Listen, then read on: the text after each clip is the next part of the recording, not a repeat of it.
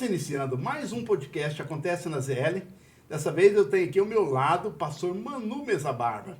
Pastor Manu Mesa Barba, ele é o pastor da primeira igreja batista do Itaim Paulista. E antes disso, ele era o pastor presidente da região do estado do Espírito Santo. Veio para lá, para o Itaim Paulista. Que mudança, né, pastor? É uma mudança bem drástica, mas nós estamos felizes vindo para cá. Tem sido uma bênção. Já pouco mais de um ano estando aqui, Deus tem abençoado demais. Sim. Bom, eu vou falar para vocês quem é essa fera que está do nosso lado. Ele é pastor Manu Mesa Barba. Esse nome Mesa Barba é de uma origem italiana, né, pastor? Isso. Né? Origem italiana. E ele é pós-doutorado em teologia e professor de doutorado na Faculdade Batista do Brasil. E o pastor veio para o Itaim, deixou a trajetória dele lá no Espírito Santo, um chamado de Deus, né? A sua vinda para cá, certamente, né, pastor? Isso, não com se toma uma certeza. decisão dessa, né? É meu prazer, né? É verdade. E ele é casado com a Ana, pai do Mateus, pai do Manuzinho, e tem uma linda história de vida para nos contar aqui hoje. Eu queria começar, pastor, falando com você de um caso que eu vi lá no seu canal do YouTube. Como é que foi essa história aí que você foi confundido como um ajudante de servente, um servente de pedreiro, né? Lá na igreja do Espírito Santo. Verdade. Eu pastoreei lá na Igreja Batista Guaranhuns, que é um bairro da cidade de Vila Velha, no Espírito Santo. Sim. Fiquei lá quase 8 anos e durante todo o tempo a gente fez muita obra lá, muita ampliação, reforma, etc. Então, chegou numa fase final, a gente tinha lá um terreno e decidimos fazer uma quadra. Só que o terreno era bem desnivelado, então precisava encher com bastante terra ou entulho, ou, né, para nivelar o terreno, para nivelar com a parte do salão social e o corredor lá da igreja. E aí estava na pandemia, e muita gente decidiu fazer obra na pandemia, reformar casa e etc. E aí eu reparei que lá no bairro tinham vários quantidades de entulho, alguns amontoados de entulho na frente de algumas casas. E aí eu chamei uns adolescentes da igreja e a gente pegou lá alguns carrinhos de mão com pá, com enxada, e a gente foi nas casas que tinham esses entulhos e a gente pedia para os donos se eles deixavam, posso ajudar você? A gente vai te ajudar e ao mesmo tempo vai abençoar a igreja. Aí a gente pedia, podemos retirar o entulho? As pessoas todas agradeciam, porque, né? Vai ser um favor que vocês... Menos, né? Vai fazer um favor pra gente, vai tirar o entulho da porta de casa e ajudava a igreja, porque ao invés da gente comprar esse entulho ou a terra, né, para fazer o nivelamento, a gente também economizava e envolvia os meninos e era uma festa. E aí a gente foi de casa em casa pegando os entulhos. E aí, numa determinada casa, o proprietário estava reformando o muro dele e tinha lá o entulho, e eu cheguei com um carrinho de mão e eu estava com a roupa toda suja, trabalhando desde cedo nessa coisa do entulho, né? Os pedreiros lá na igreja fazendo o trabalho profissional e a gente com os carrinhos ia lá, enchia e trazia. E eles iam batendo, socando, nivelando. Sim. E aí eu estava com um adolescente, com o Caio, e aí chegamos nessa casa e o proprietário disse, sim, claro, pode pegar, mas para que você está precisando desse entulho? Eu falei, não, nós somos ali da Igreja Batista e está fazendo uma quadra, que a igreja tem um projeto social, e lá, né, a gente tinha um projeto social, chamava Construindo Sonhos. A gente recebia cerca de 30 crianças todos os dias, era contraturno, né? E aí eles iam para a igreja, e aí tinham várias atividades. Então essa quadra ia ajudar muito no projeto com as crianças. E aí eu falei com o proprietário, falei, a gente está fazendo uma quadra lá na igreja, porque tem muita criança, e tem projeto social, etc, e tal, para ver se sensibilizava ele, né? Aí ele falou assim, para a igreja? Não é possível, rapaz. Igreja, hoje em dia o negócio que mais dá dinheiro é a igreja. Não é possível que essa igreja não tenha condição de comprar um entulho, um caminhão de terra e nivelar esse terreno. Eu vou te falar, viu? Esses pastores, é tudo uma corja e tal, e tal, e tal. E eu quieto, né? Deixando ele falar. Esses pastores ficam num carrão aí. Eu duvido se o pastor dessa igreja lá não tem um carrão, se ele não anda num carrão importado. Você com o carrinho de mão. E eu com o carrinho de mão. E eu quieto. E ele tá falando. Aí ele disse assim, manda esse pastor trocar o carro dele pegar o carro dele e trocar por um carrinho de mão desse aí. O dia que eu ver um pastor com um carrinho de mão igual vocês estão aí, que isso é uma exploração, rapaz. Pegar você, ainda botar um menino desse aí pra te ajudar, te pagando uma diária aí de mixaria e mandar você rodar o bairro atrás de entulho. Esses pastores são muito folgados, são muito isso. E começou, rapaz, meteu o pau nos pastores. E assim, abre um parênteses, né? Convenhamos, Divaldo. Infelizmente, como toda classe, como todo ofício, como toda profissão, né, a minha classe tem alguns pastores que realmente dão margem para esse tipo de crítica. E eu entendo perfeitamente a crítica dele, porque infelizmente alguns dão realmente, com algumas atitudes, dão margem para esse tipo de crítica, né? Mas, enfim, e aí ele tá falando, e tá metendo pau, e eu quietinho. E aí o dia que eu ver um pastor com um carrinho de mão desse, pegando o entulho para ajudar a igreja, aí sim é um pastor de verdade. Aí eu limpei a mão, falei, então, muito prazer, pastor Manu, eu sou o pastor da igreja. Divaldo, esse homem não tinha onde enfiar a cara, rapaz. Igual a gente fala lá em Minas Gerais, né? Ele não tinha onde enfiar a cara. Ele ficou, rapaz, vermelho e começou a ficar... Não, rapaz, que é isso? Não, você não é o pastor, não. Que eu tava todo sujo, né, e tal. E aí eu falei, sim, eu sou o pastor da Igreja Batista, meu querido. A Igreja Batista é uma igreja séria. A gente tem vários projetos sociais. A gente serve a comunidade, né? Eu entendo a sua revolta, a sua crítica. Transparência da prestação de contas clara, exatamente. Público, né? Aí eu disse, olha, mas nós somos da Igreja Batista, né? Sem nenhuma presunção, sem nenhuma soberba, mas graças ao bom Deus, a nossa denominação batista, que é muito antiga, né? Vem desde os tempos da Reforma Protestante, passou pela Inglaterra, foi para os Estados Unidos, veio aqui para o Brasil. Só no Brasil tem 100 e tantos anos de existência. Então, graças a Deus, né, os colégios batistas, as faculdades batistas, o projeto social batista sempre foi muito forte e deu para a nossa denominação um respeito junto à sociedade. Então eu expliquei para ele, né, essa pequena diferença e disse, olha, nós somos... Convidou ele para ir lá na igreja? Convidei. E aí eu falei, olha, se o senhor quiser ir lá conhecer, o senhor é muito bem-vindo e tal. Aí depois eu até fiz amizade com ele é um bombeiro aposentado que morava lá no bairro. Ele nunca foi no culto, mas depois disso ele passou a me respeitar profundamente. Onde ele me via, ele cumprimentava e tal. E foi uma história muito legal. Pastor, me conta essa história. Você, antes de virar evangélico, virar pastor batista, você era skatista, tinha cabelos longos, loiros até nas costas, é isso mesmo? É verdade. Como se deu essa mudança, pastor? Rapaz, desde pequeno, eu sempre fui envolvido com esporte. Eu primeiro joguei basquete e depois eu comecei a andar de skate. Eu levei o basquete e o skate até um determinado ponto, fazia os dois, mas de um determinado ponto para frente eu fiquei só no skate mesmo. E aí, inclusive, através do skate, eu vim morar em São Paulo. Só para deixar registrado, você tem 1 metro e quanto? 95. 1,95 m. Então, vocês estão vendo o tamanho do homem, né? 1,95 m, eu era bem magrinho, pesava 70 e poucos quilos. Então, assim, com 17 anos, eu vim para São Paulo. Eu morei já aqui na capital, mas eu morei pro lado de lá, no centro, na Barra Funda. Sim.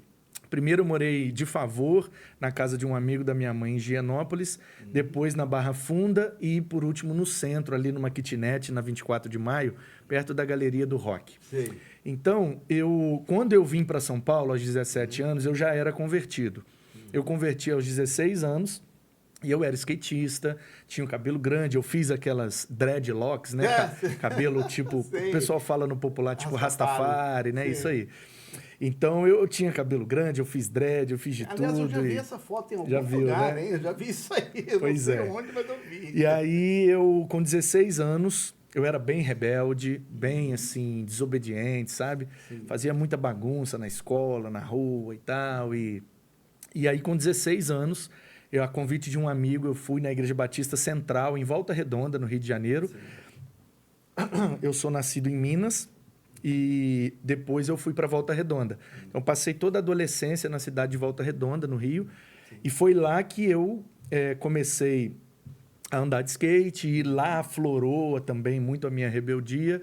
E aí, a convite de um amigo que era novo convertido, ele me chamou e eu fui com ele num culto na Igreja Batista Central, em Volta Redonda, numa quarta-feira à noite, estava chovendo, estava frio em Volta Redonda, e era meados de outubro de 98.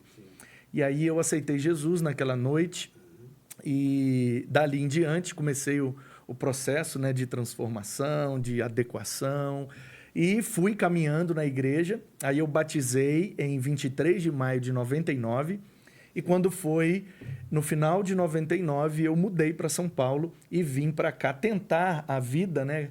Vivendo, eu ia tentar ou basquete ou skate, acabei profissionalizando no skate, consegui patrocínios e morei 4 anos aqui em São Paulo, vivi do skate por 4 anos. Aí conheci minha esposa, casei, tive filho, e aí eu tive, aí eu tive algumas lesões que me impediram de continuar competindo profissionalmente.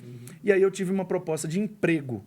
E aí eu fui para o Espírito Santo para trabalhar. Eu tinha 22 anos, meu filho tinha 1 ano e pouquinho, minha esposa tinha se formado e não estava conseguindo emprego. Então, no Espírito Santo, naquele tempo, a gente foi em 2004, o Espírito Santo estava em plena efervescência de crescimento. Sim. Então, era um lugar muito bom para trabalhar e para criar filhos, uma qualidade de vida, beira de praia. Então, a gente foi assim em busca tanto das oportunidades, né, de emprego, quanto de uma melhor qualidade de vida para o meu filho, o Manuzinho, que é o que já tinha nascido e foi com a gente. Aí, chegando lá, a gente conheceu o Mateus, né? O Mateus é filho, mas não é biológico. O Mateus tinha 7 anos. E aí a gente foi fazer um trabalho. Eu fui congregar na Igreja Batista em Meaípe. É o nome de uma praia na cidade de Guarapari, no Espírito Santo. Então, congregando nessa igreja, a gente ia com a juventude da igreja, na periferia, fazer um trabalho com as crianças, né? Sim. Os batistas têm essa pegada muito forte, trabalhar com criança, trabalhar com ação social, a gente gosta disso. E aí, eu estava na periferia de Guarapari, fazendo um trabalho com crianças, trabalho social e também de evangelização, de lazer, né? De cultura. E aí, esse menininho agarrou na minha perna, Mateus, né? E queria ir comigo de todo jeito. Me leva, tio, me leva, me leva. Aí procurei o pai dele, conversei, deixou, levei ele, passou um final de semana lá em casa. Depois ele aprendeu o caminho da minha casa, aí ele saía da escola, ao invés dele ir para casa dele, ele ia para minha. E aí foi ficando, Divaldo, e até hoje ele está com a gente. Agora ele tem 25 anos, está aqui fazendo faculdade, trabalhando. Está lá ajudando na Graças igreja, a Deus, está com a gente até hoje, é uma bênção. Pastor, me fala um pouquinho, o que te fez abraçar e decidir virar um pastor evangélico? Divaldo, isso aí, cara, é uma crise, assim, porque, inclusive, eu acredito, sabe, que uma vez eu estava pregando num evento, num sítio, e um menino, um jovem, veio conversar comigo. Pastor, eu quero muito ser pastor, eu tenho um sonho de ser pastor, o que eu tenho que fazer, como é que eu faço e tal, e tal, e tal. Aí eu disse para ele, meu filho, me desculpa, mas eu não tenho uma boa notícia para te dar. Olha, se você realmente quer ser pastor, se você tem o sonho de ser pastor, sim, se você tá almejando isso como uma carreira ou a sua profissão, eu quero te dizer que você precisa urgentemente pensar em outra coisa, procurar outra coisa para fazer. Porque existe um padrão, Divaldo. Eu não sou Deus para dizer o que é e o que não é. Mas falando na perspectiva bíblica, quando eu leio a Bíblia, de Gênesis a Apocalipse, todas as pessoas que Deus chamou para fazer alguma coisa para ele, disseram não primeiro. Então chamou Abraão titubeou, chamou fulano, ciclano, Moisés e o Jonas, sabe? Vários, os apóstolos, ai de mim que vou perecendo, aí chamou Isaías para ser profeta, não, eu tenho lábios impuros. Parece que é um padrão das escrituras, certo? Não é uma opinião minha, é uma constatação na leitura do texto, parece um padrão. Toda vez que Deus chama, o homem foge primeiro.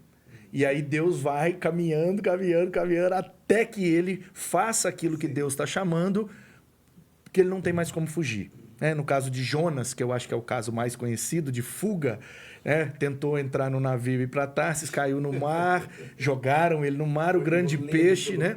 O grande peixe cuspiu ele lá na praia e ele teve que andar mais de 1.000 quilômetros até Nínive, capital da Assíria naquele tempo, um povo muito temido. E eu entendo Jonas.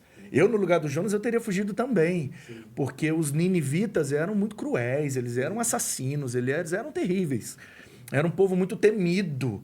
E aí o Jonas, claro, como qualquer ser humano, ficou morrendo de medo de ir lá para Nínive falar de um Deus que eles nem conheciam. Então, comigo foi dessa mesma forma.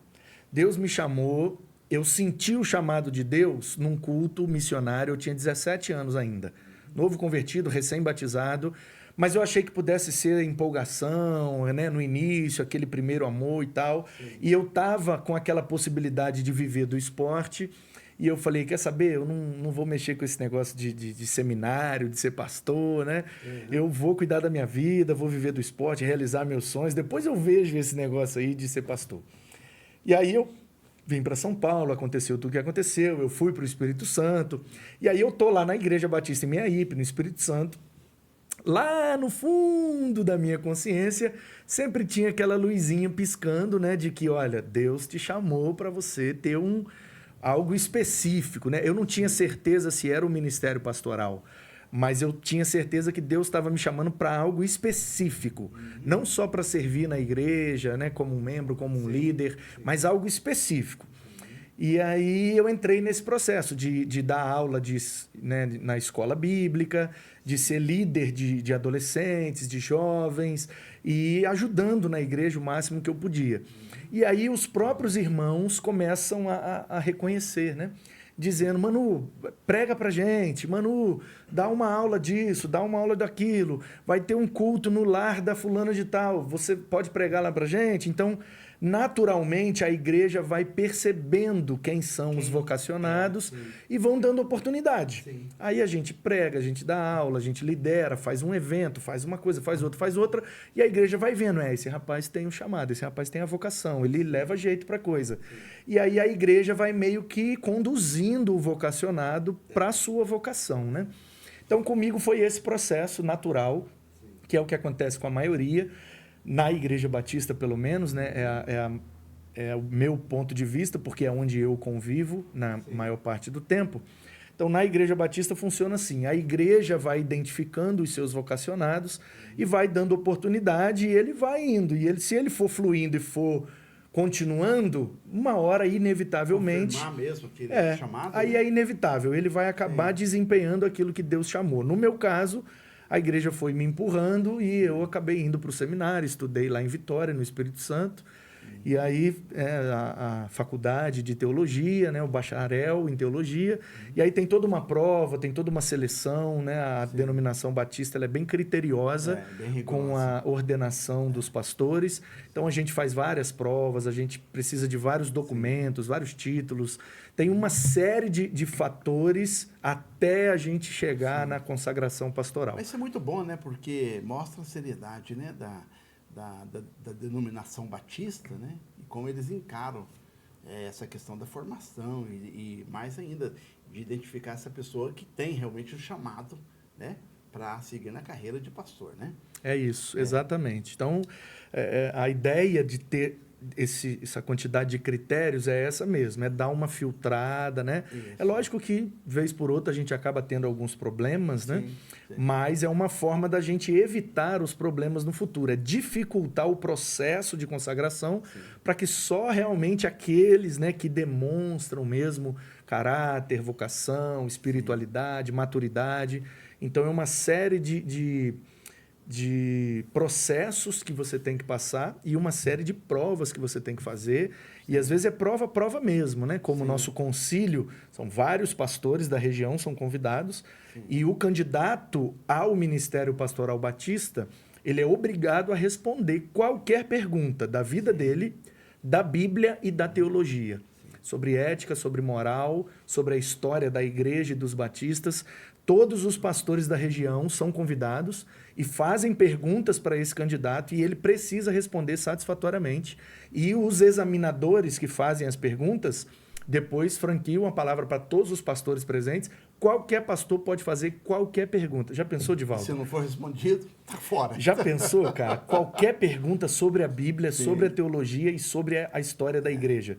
Então é uma prova bem criteriosa, não é fácil. A gente estuda 4 anos, faz o bacharel em teologia, depois ainda precisa ficar um tempo de observação, a igreja precisa pedir esse concílio, precisa ser recomendado pelos pastores da região, e eles vão e fazem essa prova, e aí depois ainda precisa uma série de documentos até que esse candidato seja consagrado como um pastor e depois seja filiado à Ordem dos Pastores Batistas do Brasil.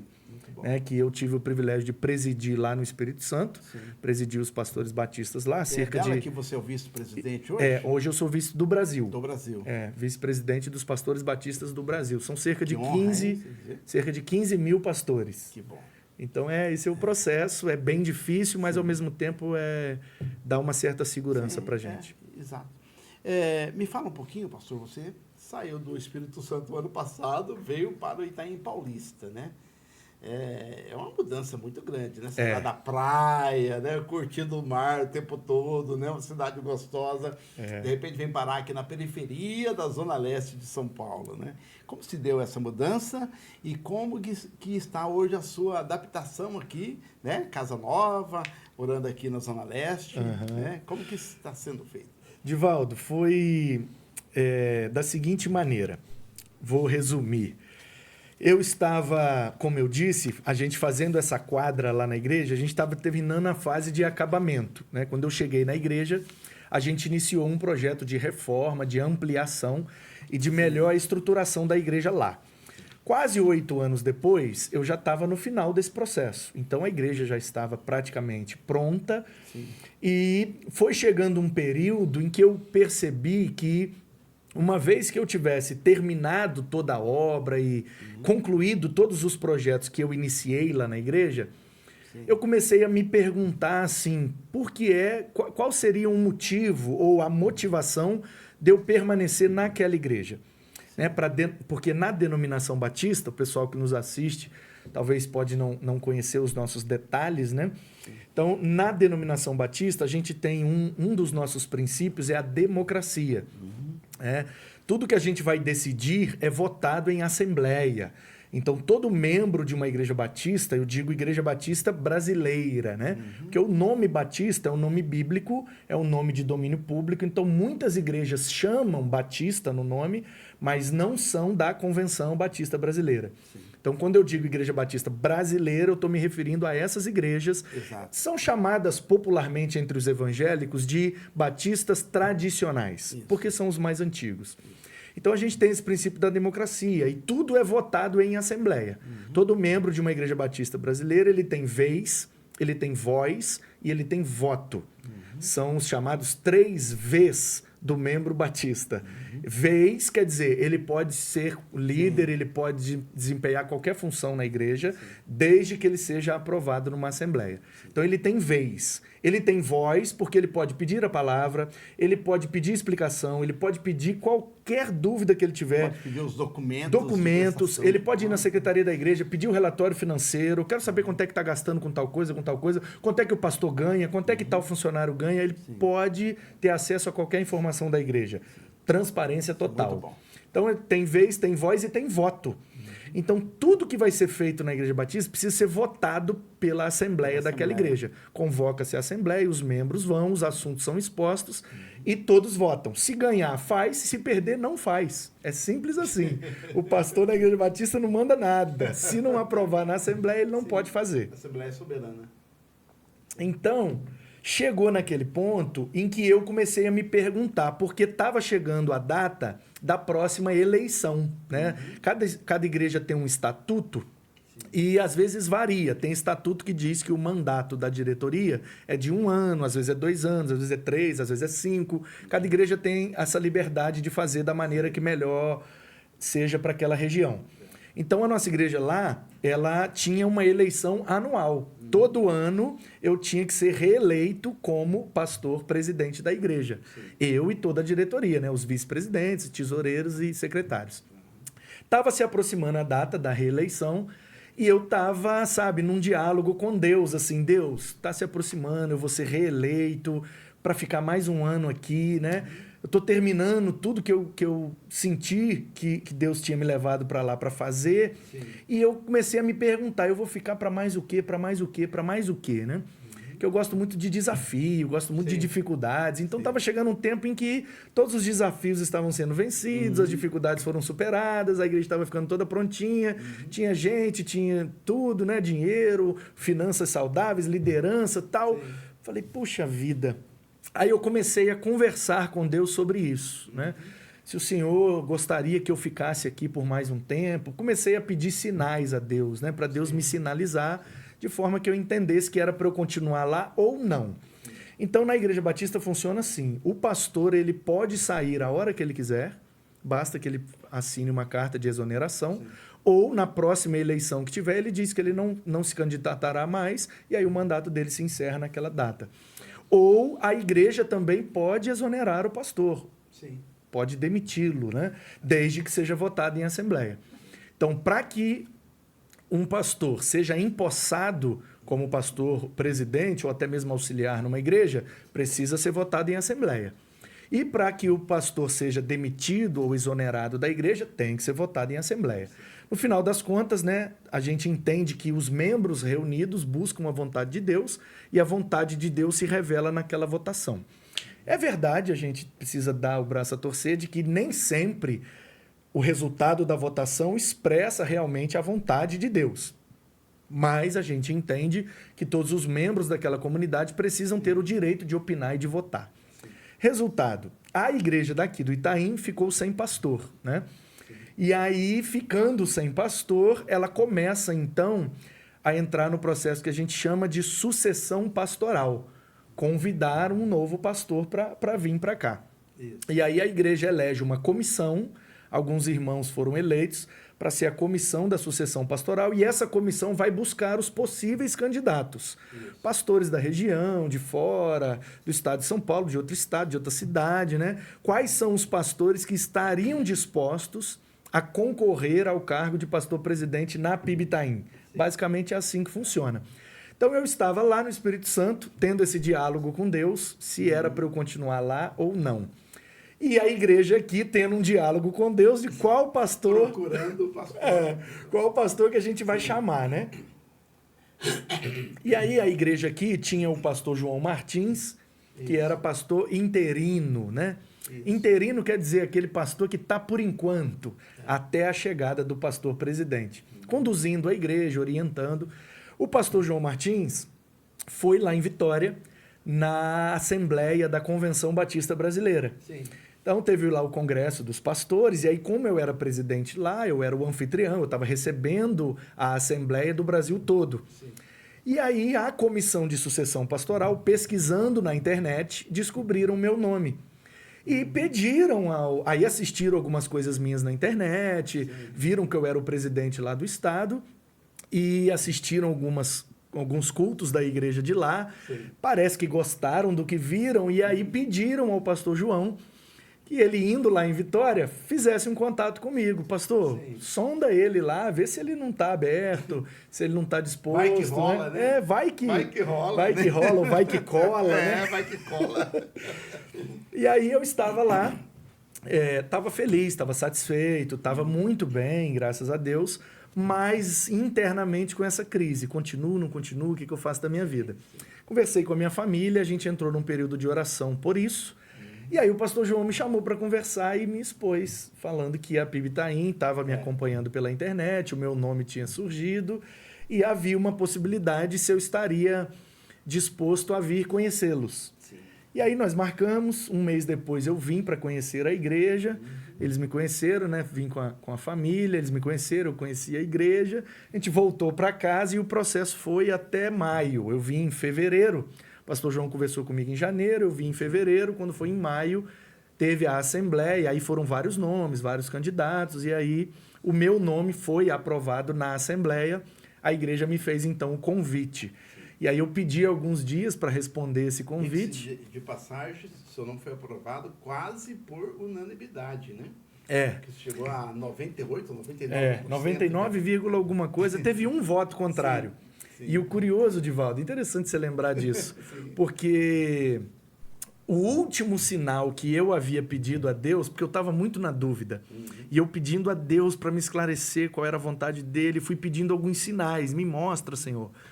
E como a igreja aqui estava muito empolgada com a minha vinda para cá, eu sentia os irmãos assim muito empolgados, começaram a me seguir nas redes sociais e já mandavam mensagem para mim. Eu falei, gente, esse povo está querendo muito que eu vá para lá. Mas eu não sei se é a vontade de Deus. E aí eu pedi a Deus esse sinal. Eu falei, tem que dar pelo menos um voto contrário na Assembleia. Se for unanimidade, eu não vou. Porque, sei lá, a unanimidade parece meio perigosa, né? Eu não sei, mas eu pedi isso a Deus. E só a minha esposa sabia desse detalhe. E aí, quando eles me fizeram contato, pastor, foi aprovado. Aí eu perguntei, qual foi a porcentagem? Aí a menina respondeu, teve um voto contrário. Aí eu falei, meu Deus, então... Mas você pediu a Deus isso? Pedi a Deus, Divaldo, pedi a Deus que desse um voto contrário para que ele sinalizasse a vontade. E olha que curioso, o voto contrário foi de um adolescente que estava por conta... Foi final de pandemia, né, aquele processo. Então, muita gente acabou afastando do culto presencial. E esse adolescente estava um pouco sumido. E ele decidiu aparecer na igreja no dia da Assembleia. Sim. E ele era membro, como todo membro, ele tinha direito de votar. Aí ele pegou o papel de votação e disse assim, eu não conheço esse pastor, eu não sei quem é. Quer saber? Eu vou votar não. Aí mal sabia que ele estava sendo usado por Deus, cara. Desavisado, sem noção do que ele estava fazendo. Ele falou, eu não conheço esse pastor, vou votar não. Sem o voto, se ele votasse a favor, você não estaria Exatamente. E aí eu entendi aquele... A gente já tinha pedido alguns outros sinais relacionados à igreja de lá, relacionados à minha família e relacionados à igreja daqui. E Deus foi sinalizando tudo positivamente. E aí nós entendemos que era a vontade de Deus. O mês de junho e julho eu preparei a igreja de lá para sair, deixei tudo ajeitado e viemos para cá. Tomei posse em agosto do ano passado, né? Estamos agora em dezembro, então tem 1 ano e 4 meses que eu estou aqui. Foi uma mudança bem drástica, não foi fácil no início, porque minha esposa era concursada lá. Ela tinha 2 cadeiras na prefeitura de lá. Ela é da área da educação, ela era professora numa cadeira e coordenadora na outra. Então, né, concursada, estava profissionalmente bem resolvida e bem estável. Meus filhos também trabalhando e fazendo faculdade. E eu lá também, presidente do Estado, pastoreando a igreja muito boa. Acabei nesse congresso sendo eleito vice-presidente do Brasil. Então, eu estava também numa situação muito confortável. E aí, para nós, o grande desafio foi esse. Foi a gente abrir mão desse conforto. Sair dessa zona de conforto. Exatamente. O comodismo que a gente já estava ali. E aí, eu vim primeiro, né? A gente veio para posse, eles voltaram, porque aí a gente combinou de que a minha esposa iria ficar até o final do ano, porque ela, como concursada, o diretor era muito amigo dela e foi meu aluno no seminário lá no Espírito Santo. Então, a gente tinha uma relação de amizade. E aí ele pediu a ela, Ana Paula, se você sair agora, vai ser difícil de eu arrumar alguém, porque já era segundo semestre, né? Caminhando para final de ano, arrumar uma outra professora e mais uma outra coordenadora, ia ser difícil. Ele pediu, por favor, se tivesse como ficar até o final do ano. Ela decidiu acatar, porque ele era um irmão muito querido. Os meus filhos também, vim para cá em agosto, né? No meio do semestre da faculdade, então decidiram ficar lá para concluir o semestre e transferir para cá já com o semestre concluído. Então, a gente achou melhor, né, para ficar bom para todo mundo, que eu viesse sozinho no início. Aí, uma vez por mês, eles vinham para cá, às vezes eu ia lá. Então, eu fiquei de agosto até dezembro sozinho aqui, morando, tendo que aprender tudo, né? Aprender a andar no Itaim, aprender a pegar o endereço para visitar todos os irmãos, né? E Deus me deu esse privilégio. No primeiro 7 meses de ministério, 6 meses, né? Não, 5, agosto, setembro, outubro, novembro, dezembro. Eu visitei todos os irmãos, andei no Itaim inteiro, São Miguel, Itaquá, Poá, Suzano, Mogi, Guarulhos, até pro sul de Minas, Ferraz e Guaianazes. Né? Uma irmã morando no sul de Minas, eu fui lá visitar ela. E aí, Divaldo, foi assim, muito bom pra gente vir pra cá. Aí, em dezembro, a família veio, né? A gente já tá bem instalado, estamos morando muito bem. Então, assim, No início foi muito desafiador, mas hoje a gente está assim num tempo muito bom como família, todo mundo estudando, trabalhando, e Deus tem abençoado demais, a igreja tem crescido, a gente tem conseguido ampliar, melhorar alguma estrutura lá e devagarzinho Deus vai fazendo a vontade, a gente está bem feliz. Foi realmente da vontade de Deus. A gente está convicto de que foi Deus que trouxe a gente para cá, porque no processo está todo mundo sendo abençoado. Então, glória a Deus e tá bom demais. Pois é, nós estamos aqui acompanhando essa bela entrevista com o pastor Manu Mesa Barba. Vocês já viram aqui que o homem é fera, manja tudo de igreja e de religião. Eu queria, antes da gente prosseguir, pedir a você que está aí vendo essa entrevista, se você está gostando, deixe o seu like, deixe o seu comentário. Mais importante, se inscreva no nosso canal. Basta clicar no link aí que você já consegue se inscrever. E logo acima da palavra inscrito aparece um sininho. Aí você clica no sininho, deixa ele habilitado em azul para você ser notificado quando nós tivermos outras entrevistas tão boas quanto essa aqui com o pastor Manu. Pastor, me fala uma coisa. A gente anda aqui pela cidade, né? Aqui na região leste em especial, milhares de igrejas de diversas denominações, Assembleia, Batista, né? Adventista, Presbiteriana, Universal, Brasil para Cristo, né? Tantas igrejas católicas. Eu queria que você falasse aqui para os nossos seguidores qual a diferença entre uma igreja e outra igreja. Certo. Olha, existem várias formas de responder essa pergunta, né? Sim. Porque existem diferenças doutrinárias, existem diferenças administrativas, existem diferenças litúrgicas, Sim. existem diferenças das mais diversas, né? Sim. Eu entendo, Divaldo, a Bíblia diz que a graça de Deus ela é multiforme. Ela se apresenta de várias formas, para que ninguém fique de fora da graça de Deus e seja alcançado por Ele, pela vontade e pelo propósito dEle. Eu entendo que a diferença das denominações, das igrejas, todas essas diferenças que eu mencionei, na forma de administrar, na forma de crer, na forma de entender, na forma de praticar, de fazer o culto, essas diferenças eu entendo como parte da multiforme graça de Deus. Para que ninguém tenha a desculpa de dizer não tinha uma igreja em que eu pudesse me sentir bem. Uma igreja que tem minha cara. Rapaz, tem igreja de tudo que é jeito. Sim. Tem os mais barulhentos, tem os mais quietos, tem os mais festeiros, tem de tudo que é jeito. Então, meu amigo, não tem desculpa para você dizer que não teve um lugar em que você se sentiu bem para servir a Deus. Sim. E na forma de apresentar a mensagem do Evangelho, cada um também tem a sua maneira de abordagem, de fazer. Então, assim, basicamente, existem várias diferenças, mas são as diferenças que mais aparecem são as diferenças litúrgicas, que na liturgia quer dizer aquilo que é feito no culto.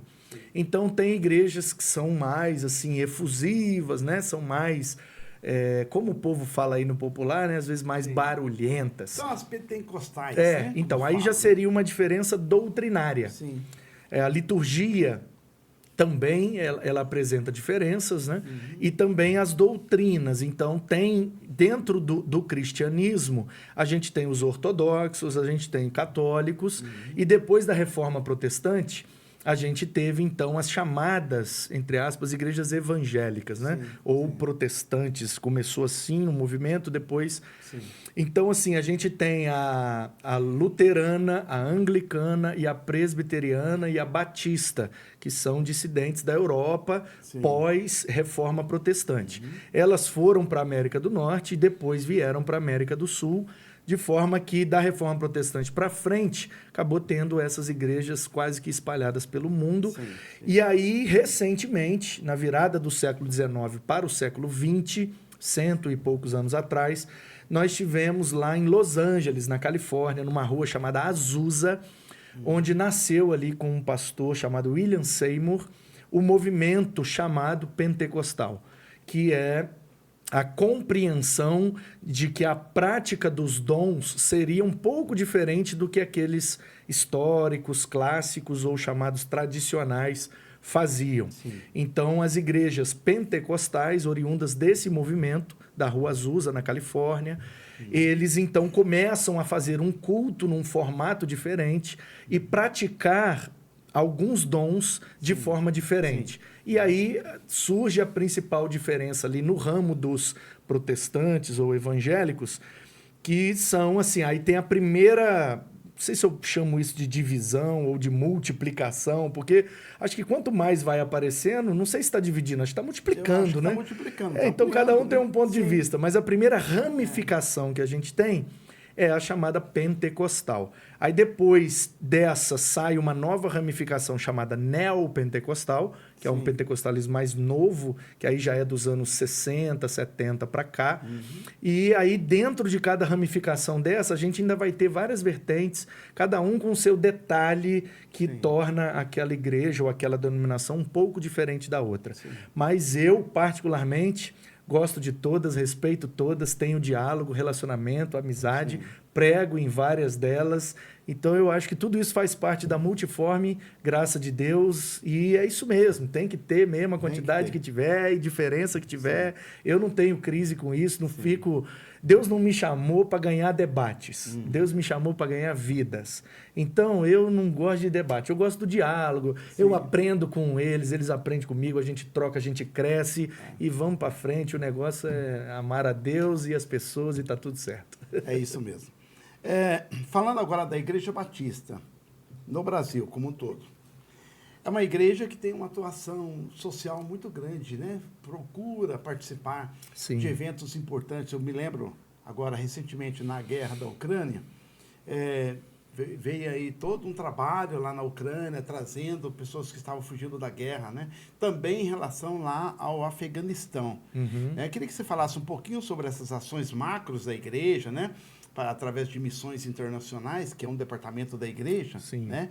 E também aqui no Brasil, em especial a Igreja PIB Itaim, que é a primeira igreja batista que você pastoreia agora, e que sempre foi notória e conhecida aqui na região como uma igreja também que fazia missões nacionais, até internacionais, né? Tinha até o pastor aqui agora, é o pastor emérito da Igreja Batista, o pastor...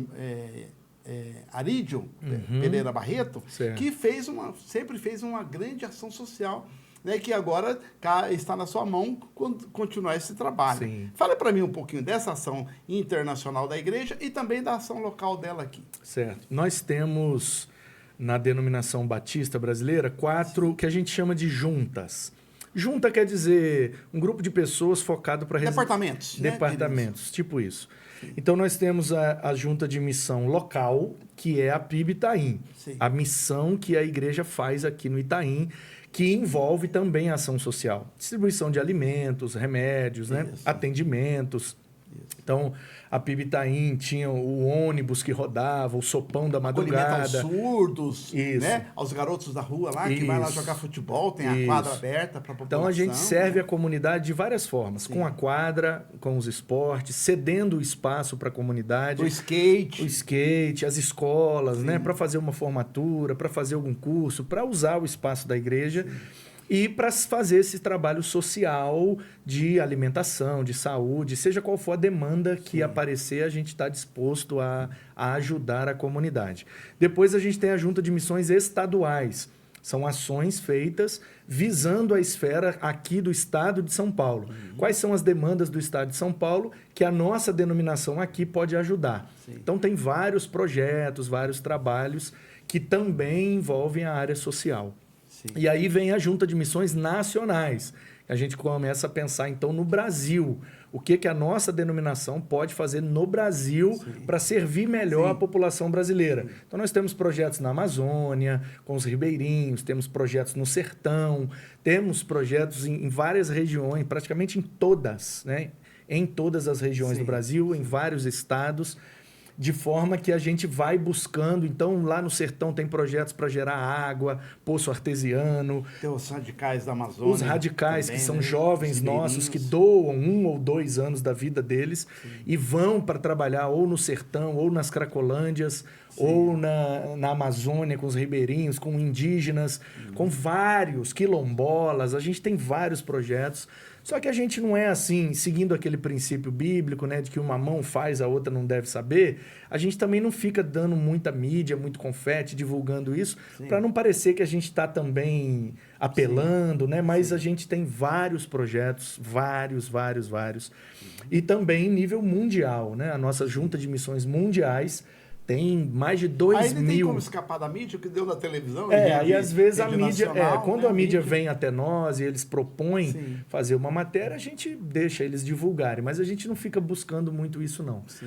Mas a gente tem trabalho em várias nações do mundo e através desse trabalho a gente recebe. Então, 2 trabalhos que aqui em São Paulo são muito relevantes e já deram mídia é a chamada Cristolândia, que é um projeto que nasceu aqui em São Paulo e acabou se espalhando hoje praticamente em todas as capitais do Brasil.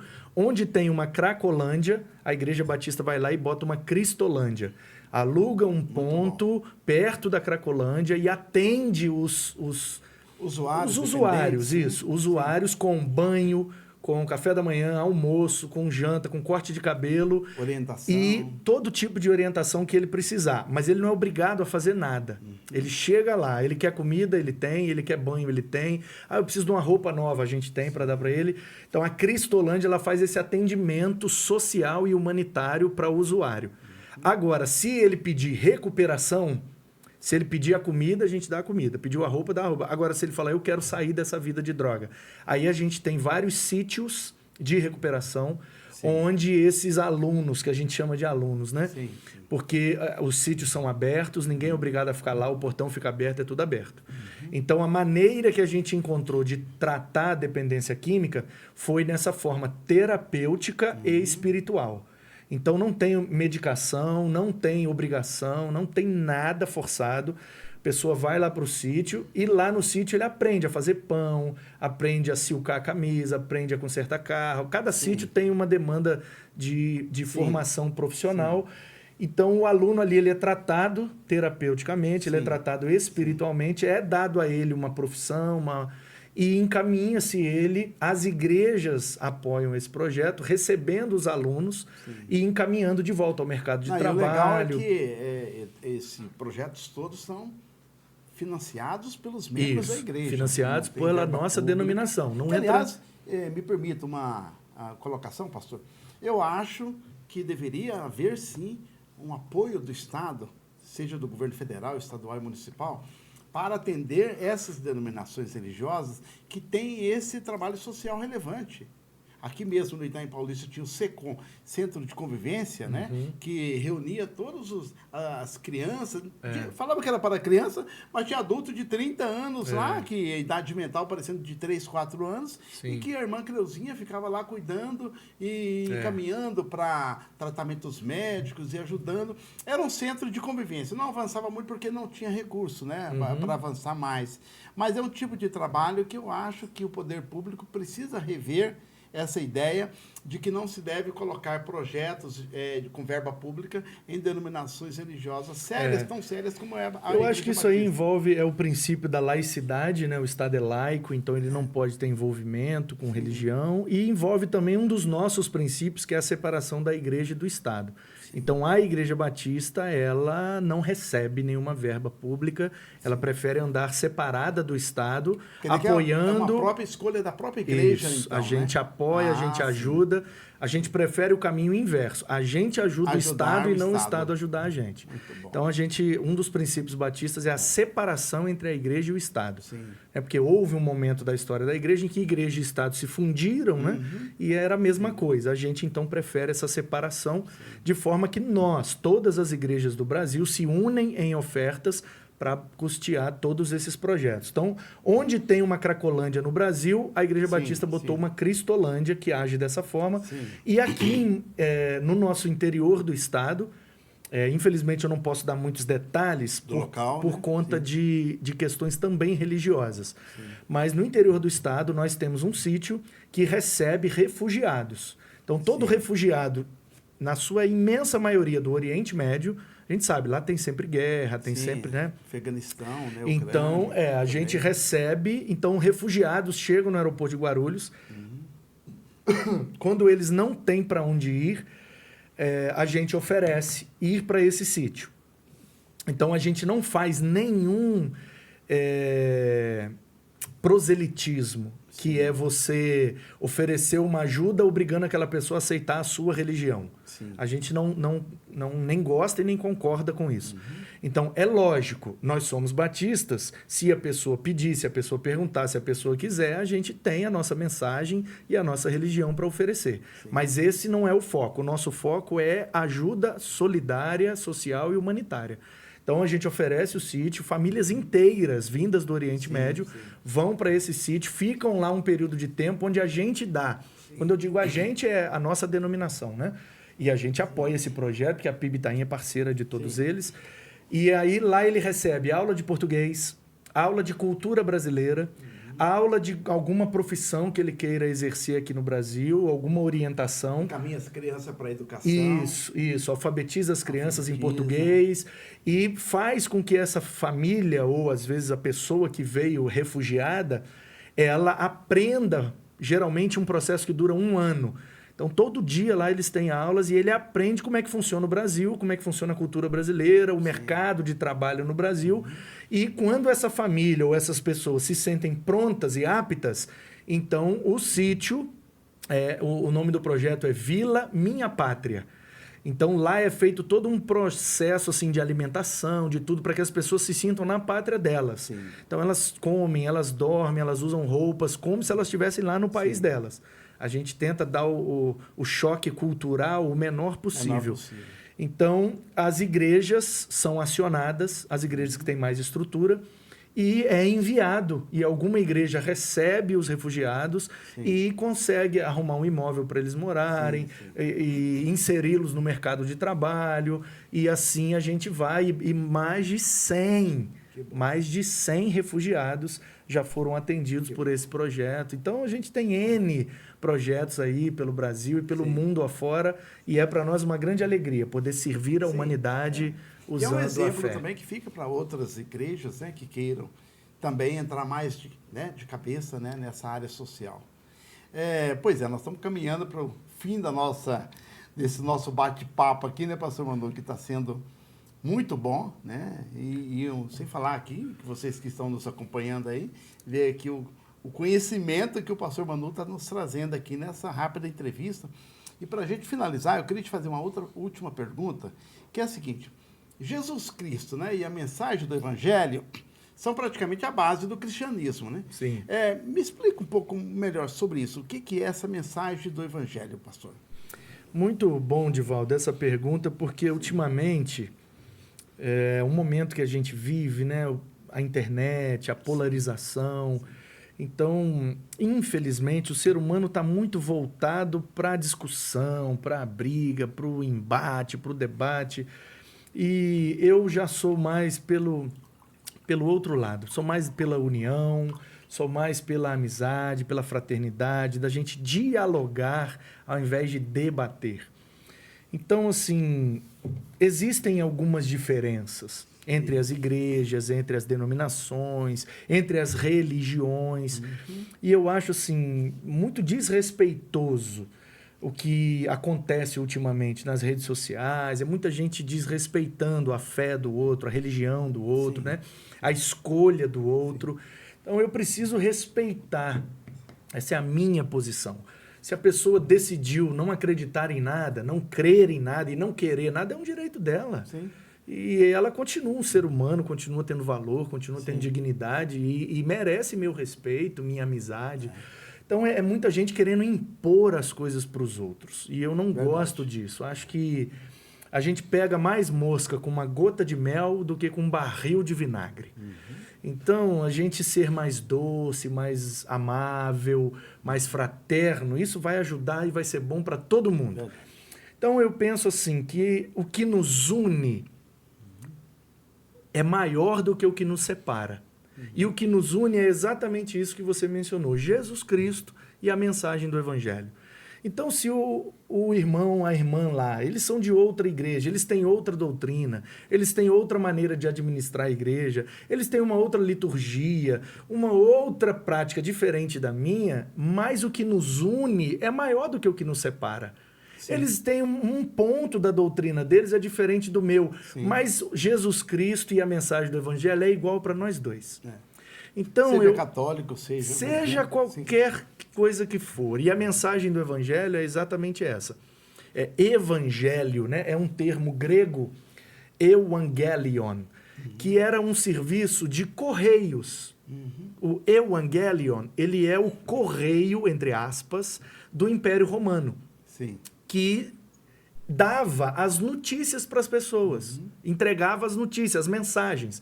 Então é como um carteiro que chega e te entrega uma carta, você abre e lê a mensagem. Sim. Então o Império, quando o imperador tomava uma decisão, quando o Império estava numa guerra, as pessoas ficavam em casa querendo saber notícias. Sim. Nós estamos falando de 2000 anos atrás.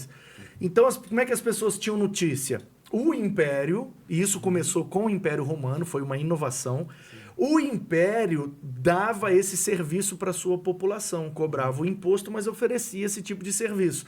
Nós vamos entregar as notícias na sua casa, ou lá na sua vila, ou lá na sua cidade, a notícia da guerra, a notícia do que o imperador decidiu, do que trocou um político, botou o fulano de tal, tirou o ciclano de tal, sim, deixou, né? Era o jornal da época. O jornal da época, tipo isso, sabe? É o Evangelion, que o pessoal geralmente traduz como boa nova, sim, mas é nesse sentido de boa nova. Você já sabe da nova, a nova notícia, sabe? A sim, boa nova quer dizer... Nem sempre era só boa, Nem né? sempre é só boa, porque às vezes eu chegava na casa da pessoa e entregava, olha, infelizmente seu filho foi pra guerra e morreu. Era uma notícia. E o Evangelion, e o cara que entregava a mensagem, ele era o evangelista. Entendeu? Entendi. Porque ele trabalha no Evangelion. Nasceu o Evangelho. Aí nasceu o Evangelho e evangelista. Porque foi um termo que Jesus se apropriou dele. Jesus era muito inteligente. Jesus é maravilhoso, Divaldo. Ele é top demais. Concordo. E Jesus, o que ele fez? Ele pegou esse termo que já existia, que era um serviço do Império Romano, e ele adaptou para os seus discípulos. Ele disse assim, ó, assim como o César tem o seu Evangelion, o serviço de entregar notícia do Império, e os seus mensageiros, que são os evangelistas, então vocês entregarão as mensagens do meu reino. Então vocês serão os meus evangelistas, as minhas notícias. O César usa o Evangelion para entregar as notícias dele. Sim, vocês serão o meu Evangelion, vocês serão meus evangelistas. E aí, essa boa notícia que Jesus dá para a humanidade, que na verdade são várias boas notícias, mas a principal dela é: o ser humano é pecador e por isso ele se separou de Deus. Mas em Cristo, o ser humano pode se religar. E é daí que vem a palavra religião, de religare, um verbo em latim que significa religar com o que estava desligado. Então a Bíblia diz que todos pecaram e estão separados de Deus. Sim. E a boa mensagem do Evangelho de Jesus, que é diferente do Evangelho de Roma, sim, é que existe uma esperança de religação com Deus. Essa esperança está em Cristo e ele nos faz religar com o eterno e garante para nós a vida eterna e toda a vida abundante que ele também promete para nós. Então, amém. É isso. Amém. Pois é, pessoal, essa foi essa entrevista fantástica com o pastor Manu Mesa Barba. Esse homem tem que voltar aqui, viu, pastor? Opa. Fica aqui já franqueado esse convite para a gente voltar a um outro bate-papo. Só chamar, tô mais sempre breve possível, a gente continuar esse bate-papo muito bom aqui. Se o pessoal comentar, engajar, compartilhar, quem sabe, né, gente? É isso aí, galera. Aí então, o Divaldo me chama. Deixa o seu like aí, não se esqueça de compartilhar essa maravilhosa entrevista para os seus amigos e familiares. Até mais.